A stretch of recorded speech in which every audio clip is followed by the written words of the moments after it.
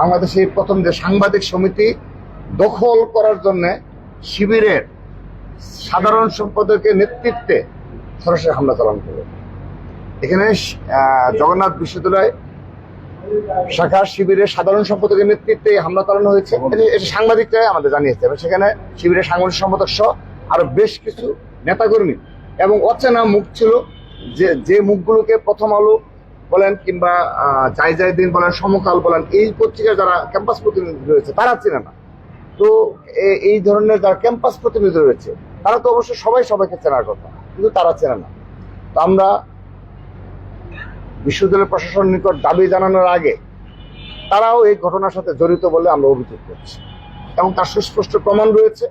এই বিষয়ে কোনো ছাড় দেওয়া হবে না এবং সাংবাদিকরা তারা আমাদের জানিয়েছে তারা এই বিষয়ে আইনানুগ ব্যবস্থা নেবে।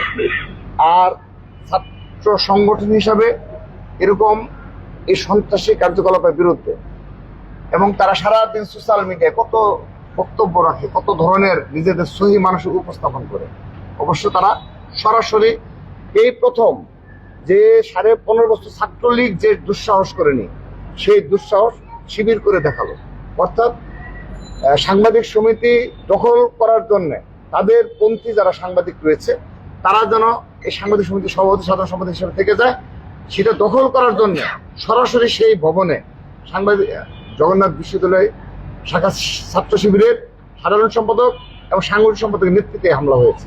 অপরপক্ষে যখন সাংবাদিকদের উপর হামলা হয় অপরপক্ষে যখন সাংবাদিকদের উপর হামলা হয় সেই হামলা চলাকালীন সময়ে ছাত্র দলের প্রেসিডেন্ট সেক্রেটারি সহ আমাদের ছাত্র দলের শীর্ষ পর্যায়ের নেতৃবৃন্দকে সাংবাদিকরা ফোন করে বারবার অনুরোধ জানিয়েছে, ভাই আপনারা যদি আসেন হয়তো পরিস্থিতি নিয়ন্ত্রণ করা যাবে, কিন্তু আমরা তাদেরকে অনুমতি দিইনি। এই কারণে যে ধরনের এই বাংলাদেশে যে প্রপাগান্ডা এবং অনলাইনে যে মিথ্যাচারের যে রাজনীতি অব্যাহত রয়েছে, যেটা এখন পর্যন্ত সরকার এই বিষয়ে কোনো ব্যবস্থা নেয়নি, আমরা দাবি জানাচ্ছি আমরা এর জন্য যে ধরনের প্রতিবাদ, যে ধরনের আন্দোলন সংগ্রাম গড়ে তোলা উচিত আমরা সেটা করবো ইনশাল্লাহ কিছুদিন পর।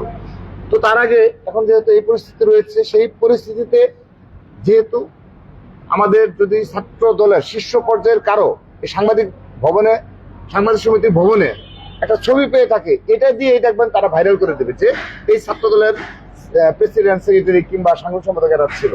সেখানে আমরা নিষেধ করেছি যে তোমরা যাবে না, কিন্তু ওরা ভবনের নিচে গিয়ে বারবার নিবৃত করার চেষ্টা করেছে যে এই মারামারিটা যেন না হয়। এমনকি শিবিরের সেক্রেটারিকে বলেছে যে এই আপনি এখানে কাজ কি মারবেন না, যতটুকু উচ্চস্বরে বলা দরকার বলেছে নিচ থেকে, কিন্তু তারা নিবৃত হয়নি। তারা এবং সবচেয়ে ভয়ঙ্কর তথ্য, লোহার রড এবং স্ট্যাম্প তারা নাকি আগেই ঢুকাই রাখছে। এবং আরেকটি ভয়ঙ্কর তথ্য হলো সিসি ক্যামেরার অফ রাখা হয়েছিল। তো কে সিসি ক্যামেরা ফুটেজ অফ রেখে, সিসি ক্যামেরা কারা বন্ধ রেখেছে, এটি বিশ্ববিদ্যালয় প্রশাসনকে জবাব দিতে হবে, অবশ্যই জবাব দিতে হবে।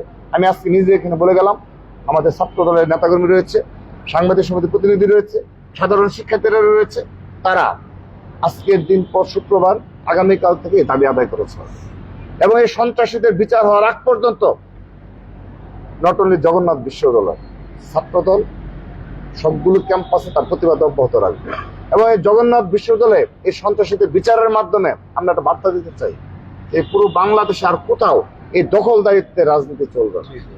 বিশ্ববিদ্যালয়ের নিজস্ব ভিসি, জামাতের প্রক্টর, জামাতের ট্রেজারার, জামাতের নির্বাচন কমিশন ছাড়া তারা সাংবাদিক সমিতি নির্বাচন করতে দিতে চায় না। তার মানে কি? তার মানে ছাত্র সংসদ নির্বাচনে কিছু একটা ঘটেছে, এটি ইনশাআল্লাহ সময়ের প্রমাণ হবে। তা না হলে সাংবাদিক সমিতি ইলেকশনে শিবিরের কাজ কি? কেন তারা এখানে দখলদারিত্বের জন্য তারা সশরীরে গিয়ে হামলা ক্ষেত্রে ভূমিকা পালন করবো? হোয়াই? এবং গতকাল আমি নিন্দা প্রতিবাদ জানাচ্ছি এবং এই ধরনের রাজনীতি কবর রচিত হবে। আর বেশি দিন এই ধরনের রাজনীতি করতে পারবেন না, যে নিজেরা সন্ত্রাসী কায়দায় প্রথম আলো, সমকাল, দিন, বাংলাদেশ প্রতিদিন সহ স্বনামধন্য পত্রিকার ক্যাম্পাস রিপোর্টের উপর হামলা করে আপনি নিজেই নাটক করেন যে আপনার উপর হামলা হয়েছে। এই ধরনের শিবিরের রাজনীতি আল্লাহর রহমতে বাংলাদেশে কবর রচিত হবে ইনশাআল্লাহ।